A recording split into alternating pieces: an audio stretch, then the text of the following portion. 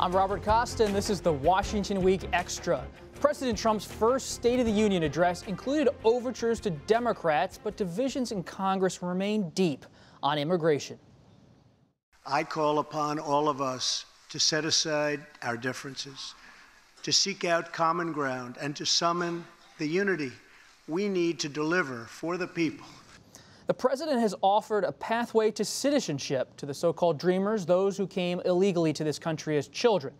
In return, he wants money, $25 billion to be exact, to beef up border security and get that wall. If legislation is not passed by early March, those Dreamers will lose their right to work and also risk deportation. The administration has made clear that it wants an end to the visa lottery and a narrowing of those family members, spouse and minor children, who would be eligible for citizenship. Democrats say that position, well, it makes a deal impossible. The president presents himself as generous toward Dreamers, but he's holding them hostage. Carl Hulse, our colleague here today, reported this week that relations between the two parties on Capitol Hill and between Democrats in the White House are badly strained, if not downright toxic. And the fight over the FBI memo hasn't helped. But there is some progress being made on the spending deal that needs to happen. But the immigration, they're still far away.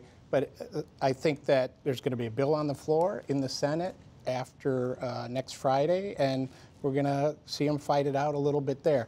But it's going to be really hard to come to a conclusion. And from the State of the Union, the Democrats were really unhappy with the president's rhetoric on immigration, and they were also unhappy that he appropriated the Dreamer line. You know, that was one of the big lines from the speech, Americans are dreamers too. That incensed a lot of people. We watched that, you know, we were there at the State of the Union, and to see the Democrats just sitting there stone-faced, as we both use the same word in our newspaper stories. I mean, it was quite a scene. Everyone that I talked to who came out of there was on the Democratic side was madder than when they went in. Isn't it amazing that in a speech about unity, where he talks about bringing people together, he uses that line, which is really pitting, you know, Americans are dreamers too. You can't be the only dreamers. He's saying we're at odds. Like, our interests are not your interests, Dreamers, and there's a conflict there. Well, Yeah. and the principles that he's laid down for immigration have radically shifted the immigration debate. I mean, having covered this for the last decade, it has always been, the dimensions of an immigration compromise have always been basically, some people get to stay here and we spend money on border security. There's this whole new element that's been introduced by the sort of Stephen Miller restrictionist cohort that's actually about reducing legal immigration, and that's what they're talking about with the lottery and with the chain migration changes. That represents a really big departure from any immigration compromise that's been in discussion before. Rachel, you were at the GOP retreat in West Virginia, at the Greenbrier retreat there. Was any progress made on immigration in those meetings? Zero. Zero.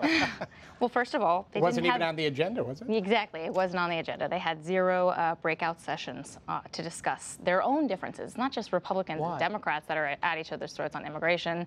It's also Republicans versus Republicans. Senate Republicans are in favor of a more moderate, bipartisan bill, which potentially some border wall money with DACA codification.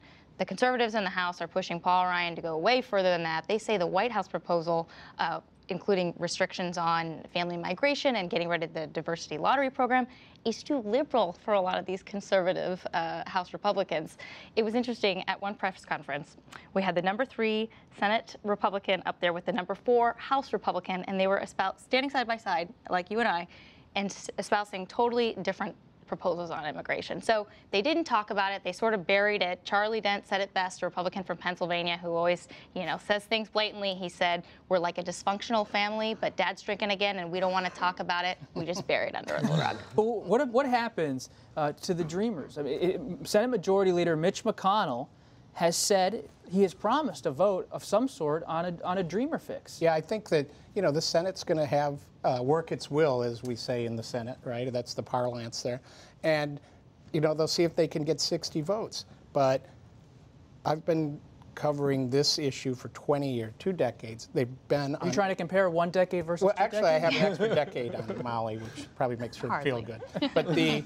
But they just haven't been able to do it because the political dynamic doesn't work. The Democrats can't support what the House Republicans can accept, and the House Republicans can't back the Democrats. So the interesting question then is, who gets hurt worse in November over that?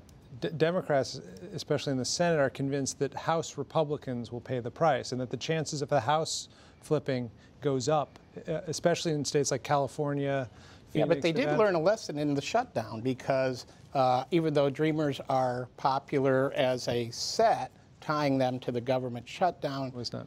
the Democrats themselves felt that wasn't working. Some of the red state Democrats, they squirmed. Yeah, We were at the Capitol. immediately. But you raised the important question, which is what happens to the Dreamers? Their time is going to run out in March, and even if Congress extends that deadline, their lives are precarious until something gets done about this. People are losing their authorization to stay in this country every day. The business community is very concerned because these are their workers. These are people who are in their 20s and 30s, the prime of their working years, going to be losing authorization, by the hundreds or thousands every day if this actually does expire. And the administration says, well, we're not going to make this a priority. But that's no guarantee. The president says, we'll just extend it. I'm not sure it's that easy to extend it. Yeah. So Especially when the criticism was this shouldn't have been done by the president. This shouldn't have been an executive order in the first That's place. the hard part. Let's keep focusing on the House, because that's this point about what really happens if this doesn't happen politically. Who pays the price in November?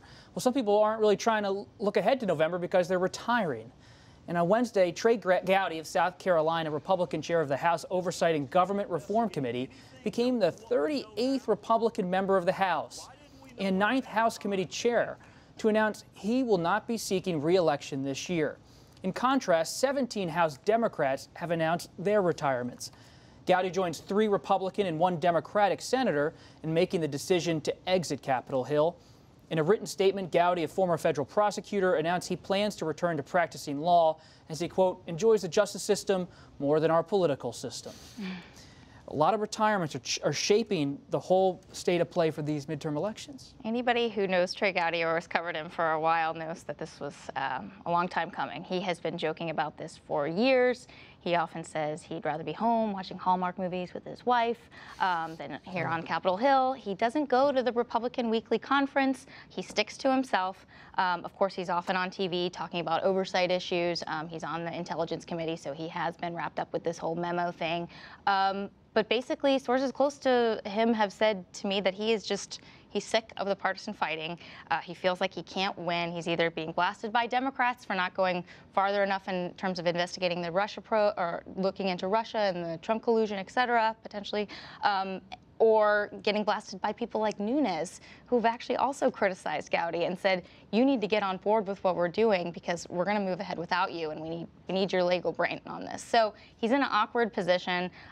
He said something to me a couple of weeks ago, basically that there was more civility in death penalty cases than there is in Congress, which just shows you where his head is. So Well, and the Gowdy bigger doesn't picture like of why all of these people are retiring at once, right, is number one, they think they might lose the majority. Right, that's really. Right, they see the writing on the wall. But number two, it's not fun anymore. And so you see that with Gowdy, that it just, even if you're the chair of a committee, you get to write the laws that ought to be the best. The biggest thing of the majority. week was when the chairman of the Appropriations Committee, in some ways, right. a guy who was going to be chairman of what used to be the premier congressional Rodney committee. Frelinghuysen. Right, he's not going to run again. And I said, that's quite a statement. That's when these guys are in the cloakroom talking about the political landscape. They're not saying, hey, it looks really good for us this year. So I think he might have been pushed out a little bit. There were a lot of Republican, including Republican leaders, who were ticked at him for voting against the tax bill. They had to twist his arm to vote for Obamacare repeal, and they couldn't even have him present to the conference Wasn't anymore. he just trying to do what he thought he had to do to win a blue get state? re-election? Yeah, and at one point, when they were whipping him, they basically said, Literally, "Vote for us, not doing that. vote for this tax bill, or potentially lose your committee chairmanship." And I think potentially coming back to Congress, even if he won, and being stripped of that position, it would have been a big embarrassment for him. How big, Michael, is this special election in Pennsylvania, southwestern Pennsylvania, Trump country, going to be? If a Republican loses there, it could cause even more retirements. It could. You know, the interesting thing about that race right now is that Republicans seem to be paying far more attention to it than Democrats. You haven't seen yet any of the big Democratic money, the outside groups go in, but there's 3 or 4 groups spending literally millions of dollars on the air in a plus 18 seat Republican to try and hold that seat. I think for Republicans, it's like finger in the dike. It's all going to go bad if we lose this. Democrats are looking at a pretty lovely map right now and thinking we have a very good chance of winning the House in the fall. Do we really want to spend $2 or $3 million here on this race when the other factor here is that you may have redistricting in Pennsylvania now because of the court case, and so you may have a totally different race in 8 months in that same seat. So you could maybe win it in a Bob, you're from there. You know that's a super gerrymandered state, and if you end up with fairer elections there, I mean, there's a lot of seats that the Republicans could lose. Molly, final thought is Vice President Pence, he's trying to hit the campaign trail, gave an interview to Politico this week about how he's trying to get traditional conservatives and Republicans to come out. Is that the answer for Republicans based on your reporting? Or should they embrace Trump more? Should they go more in the Pence direction? What's the calculus they're all making as they figure it out? They are all scrambling, and nobody knows the answer. And I don't think that they've come to a consensus. I think, you know, the official word from, you know, the party committees and so on is that everybody's got to run their own race, and what works for one district may not work for another district. What works in one state may not work in another state. My experience based on covering past wave elections, particularly 2010, tells me doesn't matter. If there's a wave, you just get caught in it. In 2010, if you were a Democrat, it didn't matter if you were running with Obama or against Obama. It didn't matter if you were voted for the Affordable Care Act or against the Affordable Care Act. If you were a Democrat in a district that was any kind of close to vulnerable, you just got swept away. And so I don't think there is, if we are in for that kind of a wave, no amount of clever strategy is going to save you. Great.